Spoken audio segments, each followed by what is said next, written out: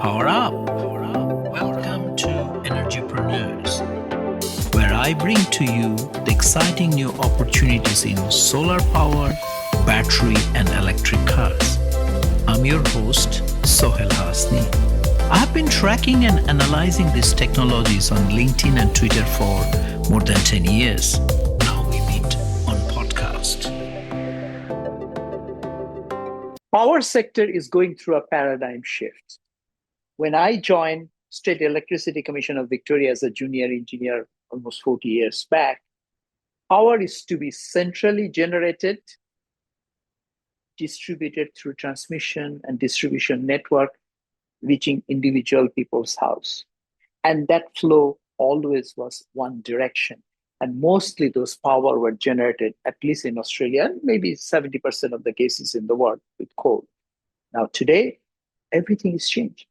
People are generating electricity on their individual rooftop, and some of those electricity is coming back to the grid. The grid has become a two-way, and that's a huge paradigm shift. When I joined the power company, no one would have imagined that happen. But that actually happening right now, and way more things will happen in future. Dave Smith moved from London to Australia and saw those energy transition. And he has a lot of ideas about what has happened, what is going to happen, especially with distributed renewable energy, vehicle to grid, putting electricity into batteries in homes. What are the potential? What are the possibilities? How do we price these services? What role can the regulator play? Fascinating stuff. So please join me to this conversation with Dave Smith. Good morning, Dave. Hi, Sahal. Nice to meet you. Thank you. And I'm really excited to learn a lot about what has happened in the Australian power sector and what's going to happen. Thank you. Yeah, okay. So I'm a bit like you, Sahal. I've been in the industry an awful long time. I joined in the 80s, but not in Australia, but in the UK. So I worked in the utility sector, or really the electricity supply sector in the UK for around 10 years. And then I was fortunate enough to be recruited to work first in New Zealand and then Australia. So I've been here nearly 30 years. And whilst I had a real job in the UK working for the utilities and the corporates, since I've been here, I've been a consultant, firstly working for the big consulting firms, and last 20 years or so working for myself just as a freelance consultant. And obviously done a lot of interesting projects over that time. Yes, in that time, the world has changed. The Australia used to be brown coal everywhere, and now unbelievable that Australia has so much renewable energy. When the first law was introduced that 2.5% or 5% should be in the portfolio, and everybody screamed, no way, it will never happen. Yeah, the change is amazing. So like you, I joined what was really a quite sleepy sector, if you like. If you wanted change and excitement, probably electricity supply wasn't where you go in the mid-80s. It'd been a sector that had been pretty much the same for decades, really. But there's been some really important, what I call paradigm shifts. And the first was deregulation, which happened in the UK at the end of the 80s, and I think in Australia and New Zealand in the mid-90s, which is about breaking up that vertically integrated utility into its separate functional components of generation, transmission, distribution, retail, and then creating competition in generation and retail, and hoping that competition then drives innovation and efficiency and so on. That was the first, if you like, a paradigm shift. It was really important to me and to my career because when I went into the CGB, which was the old utility in the UK, I was working at the research labs, in the sleepy labs of a sleepy company in a sleepy industry. So that was fine. I just come out of college. I wanted to take it easy. I got put onto a project team that was looking at developing algorithms for generation dispatch. So generation dispatch is all about working out of all the power stations online, which ones you load up, which ones you load down, which ones you keep the same to meet the demand over the next 5 or 10 minutes. And that process has been going on forever in some shape or form in the industry. And I was part of a project which was looking to really computerize that and to centralize that right across England and Wales. So a little bit like the old Australia before the NEM, you had separate dispatch processes in New South Wales, Victoria, South Australia, and with the NEM we had NEMCO and then AEMO to do that as an integrated dispatch, we were investigating a similar thing for the UK back in the 80s. Now, of course, it wasn't the market then. It was the integrated utility, but the problem was the same. You obviously run the cheap generators first and the most expensive generators last, only when you need them. I was thrown in at the deep end because my background is not engineering. My background is mathematics. It's what I studied at college. And when I went into the industry, I knew absolutely nothing about power systems. And I remember they took me to the National Control Center early on when I started work. And all the numbers on the wall, the big diagrams and so on. And they had a couple of meters and it said, I don't know, 30,000 megawatts. And then there was this number, 10,000 megavars. And I said, no, there's a megavar. I'd never heard of such a thing. And they said, oh, that's interesting because the Queen visited last year and she asked the same question. And I said, can you explain it to me? And they said, oh, it's very complicated. I think you'll have to work it out for yourself. So when I got back to the labs, I went to the library and immersed myself in engineering books for the next month to really bring myself up to speed. So really, by the time the deregulation happened, I knew all the ins and outs of generation dispatch, of transmission power flows, of managing pump storage, for example, of managing transmission constraints and system security. And of course, when deregulation happened, that was the cornerstone of the new market, this dispatch process, just like it is in Australia with the NEM dispatch engine, NEMD. And so all of a sudden, I found that this really niche knowledge about how generation dispatch works was absolutely fundamental to pretty much every company in the industry, every retailer, the regulators and all the rest. They all needed to understand this generation dispatch process because that was the fundamentals of the market. And then I got another lift when New Zealand and Australia were opening up, and the consulting firms there said, look, we need people with not just the dispatch knowledge, but also obviously the market and the deregulation knowledge. So they came to the UK looking for people. And yeah, they found me. Yeah, it's amazing. You mentioned about paradigm shift, and what a paradigm shift that has been. No? When we used to work for the utility, nobody ever thought private companies will come run power station. And now private people generating electricity, and that leading to negative prices, no? Yes, extraordinary. So I talked about the first paradigm shift, which was deregulation. So I mean, that was huge. Really, I don't think anyone in the CGB really thought it would work. They thought, no, it's just going to fall apart in a heap. But it worked. It worked really well. And then we moved to the second paradigm shift, which kind of in the middle of, which is the decarbonisation process, where we're decarbonising the grid. We're bringing in wind and solar. And of course, that changes everything because the fossils and the nuclears and the hydros as well, you could dispatch and get them to run pretty much however you wanted. Wind and solar, you can only get them to run when the wind's blowing and the sun's shining. So you're moving from this fossil sort of this mix of firm generation increasingly to a mix of variable renewable generation, and then you need the firming to run when they're not there. So that's the storage, the batteries, the pump storage, and so on. And the amazing thing about that for me is, look, I learned about the dispatch process, and the dispatch process really carried on through the first paradigm shift. Nothing really changed. Obviously, all the financials changed completely, but the power stations that were running were just the same as before. Now we've got a new set of power stations running in completely different ways, but the dispatch process is fundamentally still the same. And also the market design that was set up in the UK and was set up here in Australia is fundamentally the same. There have been some key changes to accommodate the wind and accommodate batteries and so on, but the fundamentals are unchanged from 25 years ago. And that was because the NEM designers had a key principle, and that was the design would be technology neutral. So it didn't matter whether it was a coal station or a hydro station bidding in, the rules for how it bid in and how it got paid were exactly the same. And then when wind and solar came into the mix, the rules for them were exactly the same. And when batteries come in, the rules for them are, with a few changes, are almost the same. So I think that the deregulation has been really important. I don't really know what would have happened if the industry had stayed integrated and we tried to deregulate. I think most likely in the UK it would have just gone nuclear. But in Australia, I don't know. Obviously, this is the world we're in. We've got this market, and the market is perfect for new entrants to set up a solar farm in a field somewhere, hook into the grid, and they get paid in the market same as everyone else. So that's a critical move. And then you alluded to what I would call a third paradigm shift, which is where we have distributed resources. So it's not just solar in huge farms that are sending power into the grid, but solar on our roofs. And not just huge batteries, but also batteries in our homes and in our cars, storing power for the grid. And this is something that I guess we didn't anticipate it when the market was being designed. But I recall going back to a conference when I was back at the CGB, so back in the 80s, and there was this guy talking about sending real-time pricing signals to customers. And we didn't have prices then. We had something called system marginal cost, which was the cost of the marginal generator. But that's pretty much the same as the spot price today.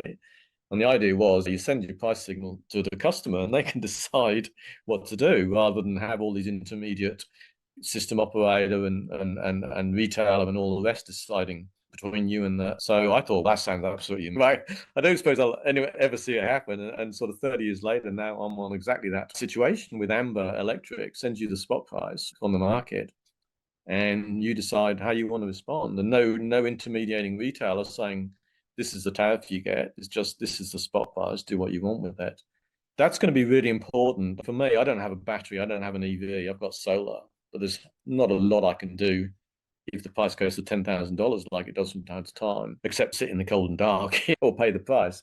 But if I get an EV, which I hope to do so soon, and if that has the bidirectional capability, the so-called V2G, where you can feed power back into the grid, if I'm on this same spot price tariff, first of all, there's no risk to me anymore, because if the prices do go through the roof, I can just discharge my EV battery, and that's enough to take me through sort of 3 days, right? For the typical EV, it's going to take the average consumer sort of 3 or 4 days to run that battery down flat. So obviously prices never stay high for that long, or certainly haven't done in them. So I can ride through that high price period, discharging my EV battery. And not just that, not just ride through, but actually make money from it, actually export power to the grid and sell it at that high. And then of course, when prices come back down again, I can recharge my battery and use it for driving.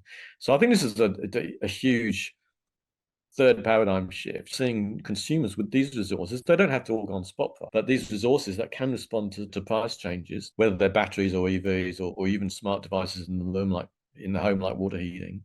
It's a real opportunity. And this was the dream of the deregulation back in the 80s. Oh yeah, all these spot prices, they'll go through to consumers somehow, and we'll get lots more efficiency in how consumers consume electricity. And that never happened, right? And it hasn't really happened today. Tariffs today are pretty much the same as they were 40 years ago. Nothing, retail tariffs, nothing has really changed. But I think these distributed resources have the opportunity to really change that and really allow customers to see much more dynamic prices and respond to them and capture the value from them. Yeah, one thing that you mentioned, I just want to highlight, because I think average customer do not appreciate that a single car has enough charge to get you going for 3-4 days. And that's something it's very important people to appreciate, that we really don't consume that much electricity in a typical day, maybe 10 to 15 kilowatt hour. With single dwelling households, you can generate on rooftop, right? People do not add those numbers up. Average Australian has 2.6 cars. So it's a lot of electricity sitting in these households. And then the wholesale electricity market rules has allowed from day one something called demand bidding, right? If people could aggregate that demand and bid it into this market, you have a power station, right? And that's what you're talking about, V2G. What's your view? Why is not that taking up in a big way, or is it about to happen? Obviously, a few things need to happen. First, one is we need a lot of EVs around, and secondly, they need to have that bidirectional capability, which my understanding is most don't at the moment. Only Nissan Leaf has it, and others. The exception, but I think that's definitely coming, because I think the car makers see the value of it. And then, of course, you talk about the demand response, but there's a much easier way, and that is to get a retailer just to pay the spot price, right? Like Amber does. And then you don't need to sign up with any demand response program. Basically, it's in your hands exactly what you want to do. If you want to provide response, you can. A lot of people say, if I've got an EV and I've got V2G, what I'll do is just take myself off the grid and I can provide my own power for my solar. That's fine. You can do that too, or you can do a mixture of the two. So you've got all those choices. But yeah, it's just going to take a long time, because if we think there's anything slower than the electricity supply industry, I guess it's the electricity customer side. For them, they get different retailers, so they get different color bills, right? They might get a different color bill from HL or Origin or Energy Australia, whatever. But apart from that, the bill's exactly the same as it was 40 years ago. Right? Nothing's really changed. The tariffs haven't really changed. So customers are well accustomed to, yes, I pay this tariff electricity. All right, PV is a bit new. You get the feed-in tariff. But again, it's very similar to what we've already seen. So the idea that you have a price that changes every 5 minutes is absolutely mind-blowing for the average person, right? When people ask me what I do and I say this, they say, what? And I show them on my phone I show them my Amber app and say, oh, it's 40 cents at the moment, but it'll be 50 cents in 5 minutes time, sort of thing. But a lot of people say consumers don't want that risk, but this is where I fundamentally disagree.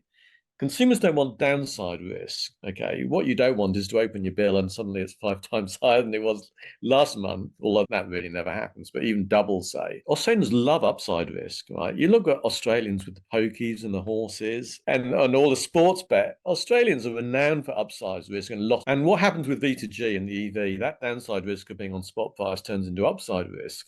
All of a sudden, the more volatility, the better, right? The more unpredictable in the spot price, the better it is for you because the more money you make. So it's just like placing a sports bet every 5 minutes, right? And then people say, oh, the market's too complicated. No one understands the spot market. And I say, I don't understand the spot market. But look at cryptocurrency. Who understands cryptocurrency, right? Vanishingly few. I certainly don't. Look how many people speculate on it. There was something like 20% of Australians had some Bitcoin, right? You don't have to understand how the pokey machine works to have a flutter. And I think when we see the sort of pioneers, if you like, into this V2G starting to say, bragging on LinkedIn, I made $200 last month or whatever it is, I think the word will get around. Oh, this is quite a good thing to be in. So I certainly don't think we can look at past behavior and say, no, customers are all risk averse.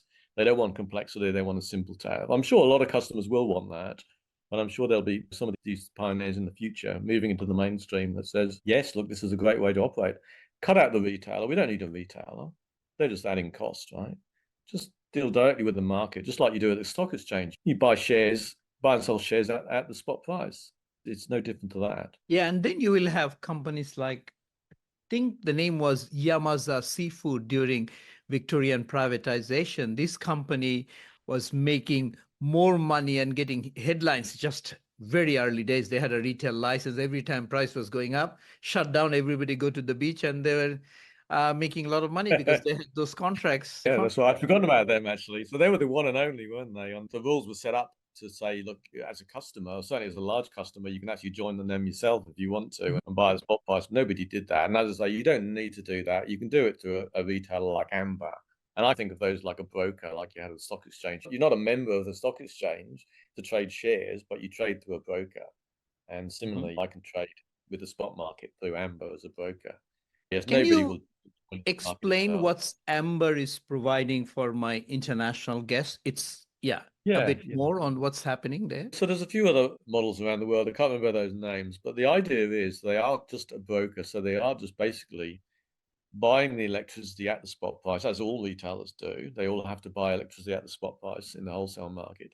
But instead of trying to buy hedges and all the rest, they just sell it to you at the spot price. They just pass it direct through. It's a bit like a wholesaler instead of a supermarket. You go to the wholesaler and you buy the big boxes, or you buy 10 tons of pumpkins or whatever. It's like that. You go to the wholesale market, or you're buying like a factory outlet at those wholesale prices. And they also pass through the network charge, as most retailers do. And then they also charge you what they call a subscription fee. So it's, I don't know, $10 a month or something, which covers all the costs of running a retailer, because they still have a cost. They still have to prepare your bills and so on. But it's all transparent. This is your spot payments. This is your network charges. This is your subscription. And the final thing they do is, although I said they don't hedge, they do actually provide a worst case hedge. So if the worst case happens and prices go through the roof for an entire winter, as they did a couple of years ago, if you remember, then they say, look, in that case, we're actually going to limit your losses. So rather than see you hemorrhaging.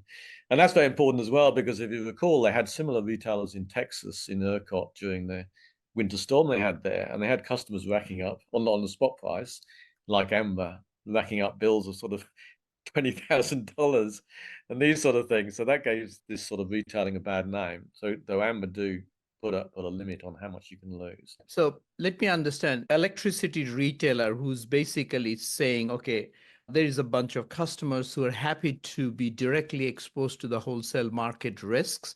So we take them as a portfolio and expose them. And by the way, we don't want to go through a huge price. So we put a generic price cap, almost like a third-party car insurance, that we take the public liability side of it. And then off you go, and we'll charge you back all the charges, and we are very transparent.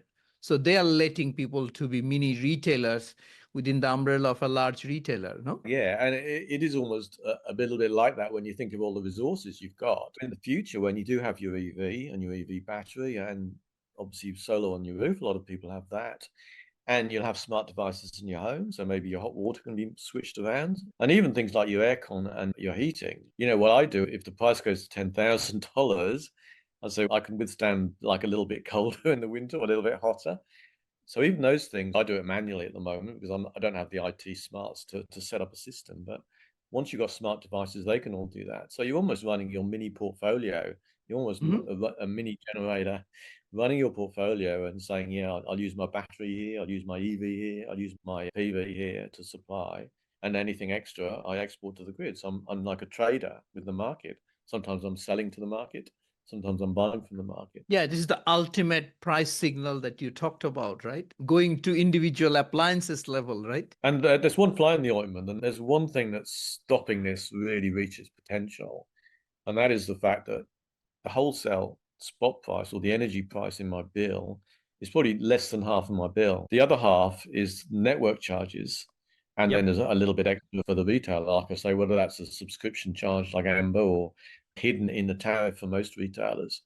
So half of my bill is distribution charges, and they're still living in the 80s, right? They haven't changed.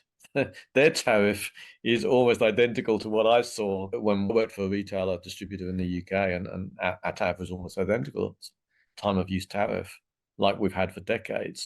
So they haven't moved, and what they need to do is what's happened in the market. So just as in the generation wholesale market, when we're running out of generation capacity, there's a scarcity price, and the price goes up to 5,000 or 10,000 to say we're running out of capacity.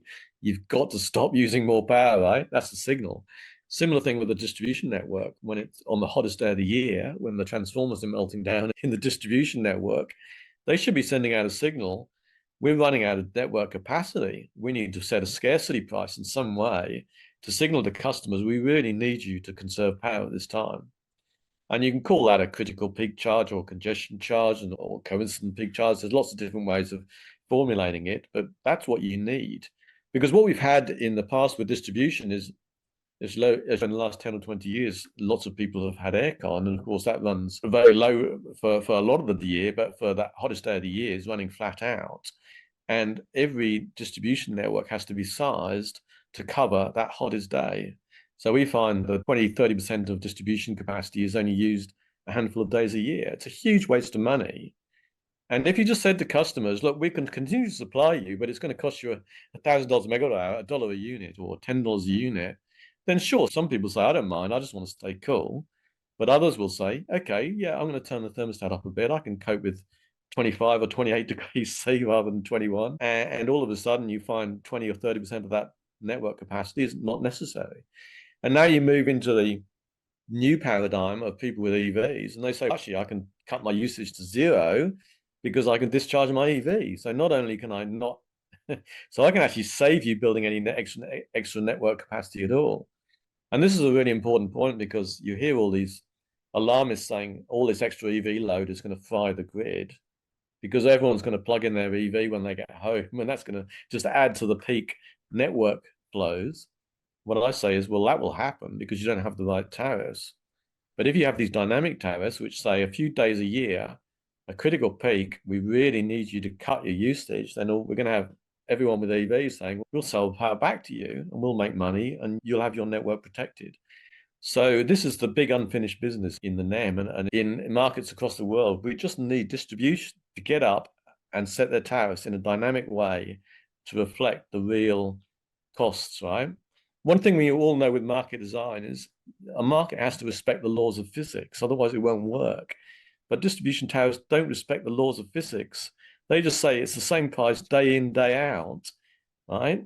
But it's not, because we know the network is built for those few hot days or few very cold days a year when the network's at its limits, and that's when the price needs to be high. Yeah, this is a Pandora's box if you open it up, because as the way the distribution tariffs or any monopoly prices gets established is your asset-based, regulatory asset-based, return on investment, return of investment, O&M This is your revenue requirement, divide by the kilowatt hour, you got a cent per kilowatt hour, right?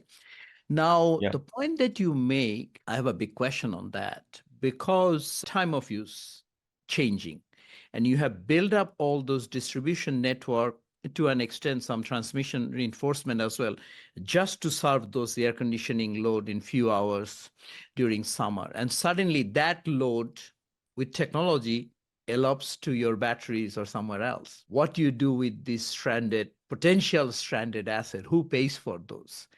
And Yeah, how it's a very does good the question. regulator write them off, or you charge people an exit fee? Hey, I build that for you. Now how do you manage that risk? No. It's a key question that the gas networks are facing, right? Because gas networks, you really can just cut off your gas supply and stop using gas, certainly at the domestic level. Mm-hmm. You can do that today if you wanted. And all those questions about who bears that stranded asset cost are really front of mind in the gas sector. Electricity, I don't see the same risk because although, yes, we could certainly use the distribution network more efficiently. And if we'd done that from day one, if we'd done that 20 years ago, we'd probably have distribution networks 2/3 or 3/4 the size they are today, just because we're using them more efficiently. But I think going forward, there's enough growth to offset that. Yes, efficiency means there'll be less need, but there's also organic growth, particularly with electrification, right? So all that gas is being replaced with electricity. EVs, of course, a huge new load, could potentially be half. EV for a domestic probably could be close to their actual load today, or certainly 50%. So I think there is a stranded asset risk, but what I don't see is some people say, oh, we're all going to go off grid, right? We've got to have EVs, we've got to have PV, we can go off grid. Goodbye, good luck, we don't need you. I don't think that's going to happen because I think that the value of being on the grid is still going to be there, both as a backup for when things are really bad, and also as an opportunity to trade. Like I said, it's your channel to market, so there's a lot of value there. So I think as long as they get their tariffs right, I think that the tariffs at the moment are all wrong, and that could drive a death spiral, as you talk about people fleeing the grid. But I think if you get the tariffs right, I think the opposite is true. They're going to become a real key part of everyone's way of life because we're going to fully electrify and we're going to rely on them. Yeah, but say every quarter on an average, I haven't got the numbers on top of my head. Maybe you pay network charges worth about $250, $300. So Yeah. something like that, right? Average customer. Now, are you going to pay that just as an insurance fee if you had a rooftop solar? Yeah, that's a big question mark for future because those companies need to have those assets because these are long life asset that has been invested in. And secondly, I'm just sitting in front of a fan that runs on battery. I seen television with built-in batteries. So more and more our domestic appliances will have built-in batteries, like the way computers today are. And then of course your demand gets really gradually flattened because no reason the air conditioners cannot have a built-in battery of its own. Batteries are so cheap, right? So I still think that stranded asset risk remains because typical person does 30 kilometer a day on their car. And that's what, about 5 kilowatt hour, which is like a aircon running for a couple of hours or a heater for a couple of hours. So I don't know how much impact electric vehicle will have on the overall grid.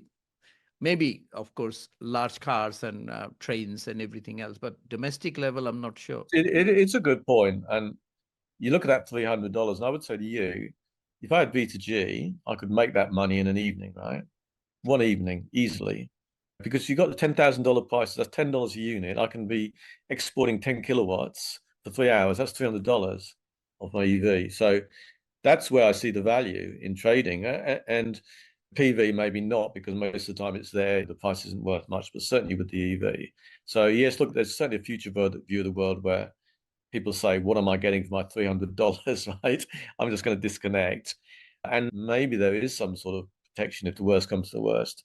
So where I live in the Tweed Valley, I'm actually off the water grid because I'm on an acreage. So I don't pay the water rates, if you like. But if you're close to a grid, if you're close to a mains water pipe, you pay whether you're connected or not. There's no good saying I don't want to connect.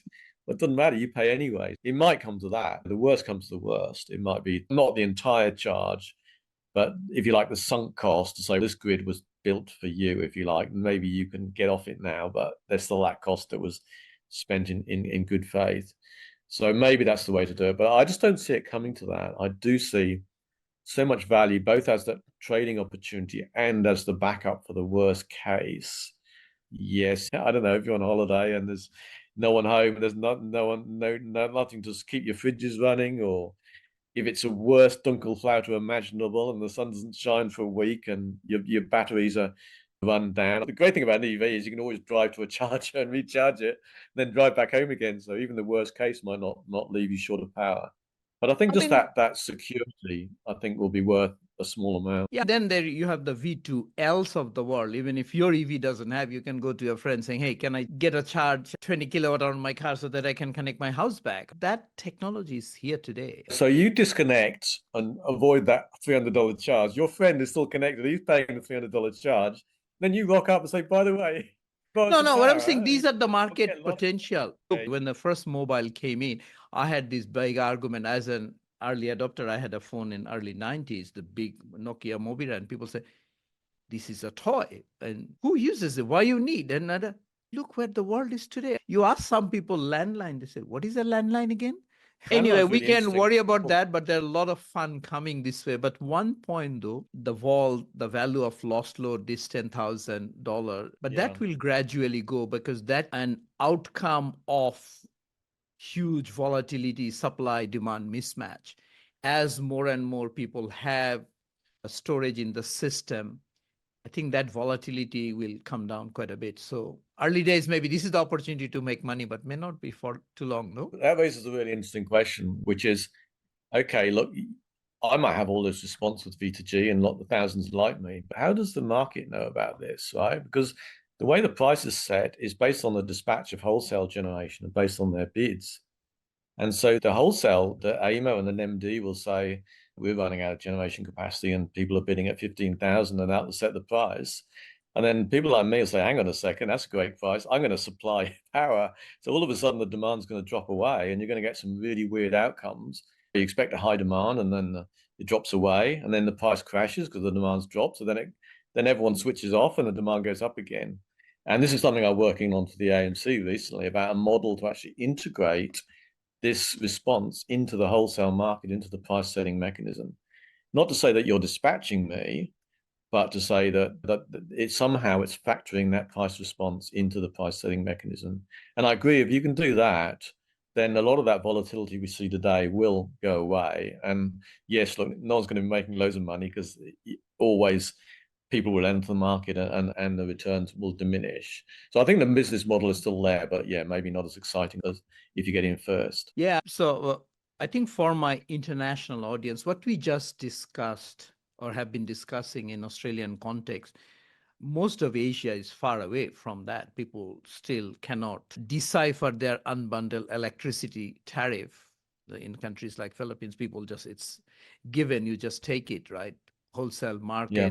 And the participation of retailers, integration of electric vehicle not happen. I don't think even customers in Singapore or South Korea, where the market is quite advanced, even in Kazakhstan, I don't think it's as responsive or engaged as Australians are. Yes, look, I agree with you. The spot price is probably way ahead of a lot of parts of the world, but customers can still respond to the tariff. And I saw this amazing figure. I think Pakistan installed like 15 gigawatts of solar in the last 6 months or something. Not big solar farms, but people putting solar on their roofs because they were tired of the power going out. They were tired of the tariffs. They wanted to save money. So everyone can respond. A tariff, whatever the tariff is, whether it's the old school flat tariff, whether it's a spot price or whatever it is, every consumer, assuming they're allowed to do this by the regulations in their country, can put a PV on their roof, can buy themselves a vehicle, maybe even do vehicle to grid or whatever it is. So I think that is unstoppable. And I think this prices devices will happen. It's just a question of, are those prices good prices or bad prices? So if they're bad prices, you're going to get a whole lot of pain, like we're seeing at the moment, say with rooftop solar. It's a great thing, rooftop solar, but we're seeing it's too much of a good thing at times. And AEMO actually having to step in and hit the kill switch, because every customer is saying, I'm getting 3 cents or 5 cents or whatever it is for feeding solar into the grid. But really, the wholesale market's saying the price is minus $100, and I've got too much of it. And I really wish you would stop. So with the consumer sovereignty of distributed resources, if we don't fix the prices, we are going to have a lot of trouble. And that's not just here; it's all around the world. Utilities and networks and all the rest are really going to be struggling unless they can understand how to really harness this new power of consumers rather than work against it. Yes, but a lot of people are still not thinking, I would say, that this impact is possible, that slowly a revolution is happening. Let me reconfirm some of the numbers, Dave, because we are much closer to the Australian market on an everyday basis. The total national electricity market is about 55,000 megawatt, right? Something like that, installed capacity. Installed, it might be that high. Yeah, I think the peak Yeah. is probably less than that. And peak is yeah. about 34,000, I think, right? Yeah, Something okay, like that sounds about right. Yeah. And then the other number I saw is behind the meter solar installation almost at 33,000 megawatt right now, behind the meter. But the only Yeah. people are sending back to the grid, I don't know, 10, 15, 20, depending on a good day, something like that. Yeah, sounds about right. I'm not close to numbers. I'm not a numbers guy. And solar is kept on growing. So Yeah. it will not be far off that we have, I don't know, 55 gigawatts sitting in rooftop solars, and we have a national market with a 55 gigawatt. National market is not going to grow because no one is going to invest anymore unless the politicians come in. This guy is going to grow, and if it grows to 60 or something, or 80 or 100, which world we are headed towards, no? Yeah, we're already seeing this in South Australia, aren't we, where the South Australian rooftop PV output exceeds South Australian demand. So they're actually having to export it into Victoria because they can't get rid of it. And that's causing all sorts of mayhem in terms of grid management and system security, because you can't run a grid on rooftop PV. You need generators to turn up and down to provide ancillary services and so on. So this is why we've had this system with this AMO, I call it the red switch. They can actually command new PV inverters to switch off. It doesn't work if you've got an old one probably, but anyone who's bought one in the last year or so will find from time to time it's just switched off. So that's really a sledgehammer approach. And we really don't want to see something like that. What we want to see is the spot price, which is already telling you to switch off. Like the spot price is already negative. So your retailer is actually paying the market because you're exporting solar onto the grid. And I see this because I see the spot prices. I'm paying sometimes to export. I think it was 20 cents yesterday. I paid for my solar exports because prices were negative. And, that I'm not too worried about that if it's 20 cents, even if it's $1. But when it gets big, I want to set up a system so anytime that the price goes negative, my solar switches to zero export. I don't want to be importing power. I want it to cover my home load, but switch to zero export. And I think that's the sort of thing that retailers will be looking at, I think, in the future, because they don't want to pay for these negative prices either. And I'm not an IT person, but it's not the hardest thing in the world to set up a system to switch to zero export when prices go negative. I think it's more difficult than explaining to the customer, because the customer's thinking, I should be getting 5 cents for this. Why are you switching me off? So that is more complicated to explain and create the value proposition for the customer. But I think technically it's straightforward to switch off this PV when prices go negative. And in that case, that will rebalance the system. But you're right. If we don't do that, it's just going to be AMO hitting the red button day after day whenever solar gets too high. I have an alternative worldview. Average Australians have two cars, 2.6, I think. So anyway, 50 kilowatt hour, maybe 100 kilowatt hour ability to store in your car. And now AMO saying we don't want electricity. Now I'm flooded with electricity, basically zero marginal cost. It's a zero cost. It's a negative cost. I can sell. You will penalize. Then what I do, most of the cars in future will have V2L.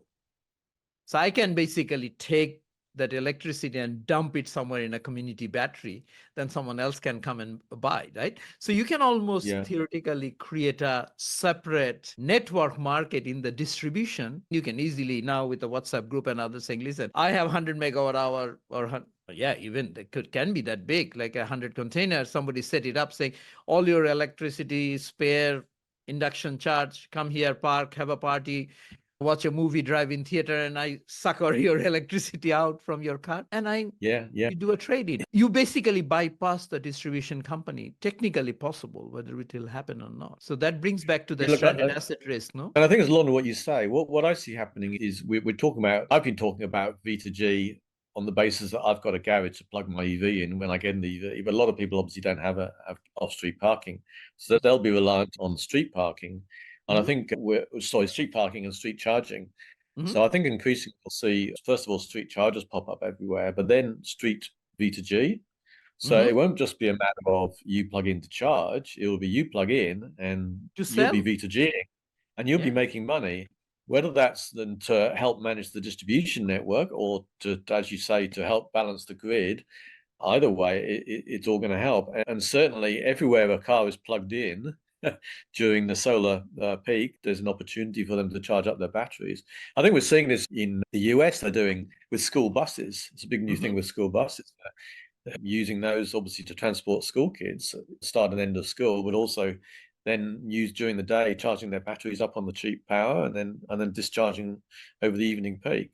I certainly see more and more of that. Now, I don't know whether that's going to bypass the distribution network, because I think distribution networks like power poles and all the rest are really good sort of sites for putting these street chargers. But yeah, I think more and more, and I think that's going to be key to wherever your car is parked. Doesn't matter if it's parked at home, but doesn't matter if it's parked in the street or the supermarket or at work. There'll be a V2G and you'll be able to charge your car up during the daytime and then drive it home and it'll be fully charged and then you can discharge it to supply you. And you might even get to the stage where you have your own NUMI on your car, so you have your own account, and wherever you go, that sort of NUMI, so national meter identifier, your account for your car, wherever you plug in, that is providing money to your account, to your car's account. So that certainly is a future. Whether that can soak up all of the solar rooftop PV, I don't know, because there's an awful lot of it, but that will certainly help. Yeah, that's technically possible now. So council can put all these poles everywhere saying, yeah, come check if there's a battery charging, you charge or you just discharge and we'll buy it back. Council can run a mini wholesale market. I'll buy back at 5 cents, sell you back at 10 cents. All the metering points, no? Maybe. I first of all, I know batteries are getting cheap, but there's all the extra costs as well. And these community batteries, I bet they're closer to $1,000 a kilowatt hour than 80 because of all the extra costs of but that will go. Connections. That will change. That will change. That will come down. But I think still a distribution networks, because the grid is like an infinite battery, right? So rather than say plug in and so if you come too late and the battery's already fully charged, tough. Whereas for the grid, it's okay, it's infinite. You can keep on feeding power to the grid or taking power from the grid, and there's no limit. So I don't think distributors are going to go away. I think that's another area where they're really well placed to get extra value from all the EV chargers all over the place. But who knows? It's early days, isn't it? And things can move in strange directions. Who would have thought when the internet and the PC and everything invented, it's all going to turn to Twitter and Facebook? I remember when PCs came out, this is showing my age, this was back in the early 80s, and everyone was saying, what do you use a computer for? And it was like, I use it for word processing. You might use a spreadsheet. No one thought, oh, we're going to send Instagram photos to our friends. But that's what it eventually became, and with mobile phones too. So things move in unexpected directions. But I think the key is to get the infrastructure right and the prices right, and let everyone develop their own business models, really. Yeah, I still have somewhere my old mainframe 8.5-inch floppy drive. Now this conversation we are having for free, not paying $3 a minute to Telstra when I first came to Australia, right? Now this conversation is trading data, maybe, I don't know, 10,000 of floppies per minute or per second, God knows what, right? Those are only a few kilobytes. So yeah, we are living in an impossible world of yesterday, but there will be a lot of things will be possible very soon. I think so, and I think it'll happen faster than we expect. I think one thing that has happened is everything is faster and faster, and the rate at which EVs are growing and which battery costs are going down, it's just absolutely phenomenal. And we look at the Australian grid, the rate at which batteries are being developed, I just can't believe it. And look at California now; there's more battery output during the peak than gas output. Astonishing. So yeah, things are happening. And the risk is the technology happens really quick. but the old regulatory processes and the old sort of corporate process and customer mindset are as slow as ever. So you've got this sort of junk between the fast technology change and the slow culture change, and that's going to create a lot of interesting things happening in the next or so. Yeah, not even 10. I think as soon as Australia hits EV penetration to 30%, I think we are going to see a very different world. Yeah, it's exciting, isn't it? Exciting times. I wish I had another 30 years left in my career, really, but there you go. I had the first paradigm shift, so that was good as well. Thank you so much. Is there anything else you want to highlight? We discussed almost an hour, but I think this discussion can continue for another couple of hours. But we have to do it another time. Anything else? Yeah, no, I wouldn't highlight. I would just say a lot of stuff I've talked about today is me speculating, and really my meat and drink, like you say, is wholesale markets and generators and grids and all the old stuff, which is still going strong. But yeah, all the really interesting stuff is happening on the grid fringes, and that's where I'm most excited. But yeah, I've had a great time talking to you, Sahal, and thanks for inviting me. Thank you so much. So have a nice day. I think we need to have another conversation in a couple of years and compare notes. Thank you. Here we go. All right, cheers, Sahal. Bye. We hope you enjoyed this episode of Energypreneurs. To continue listening to this conversation, please visit us at Energypreneurs. Thank you. See you next time.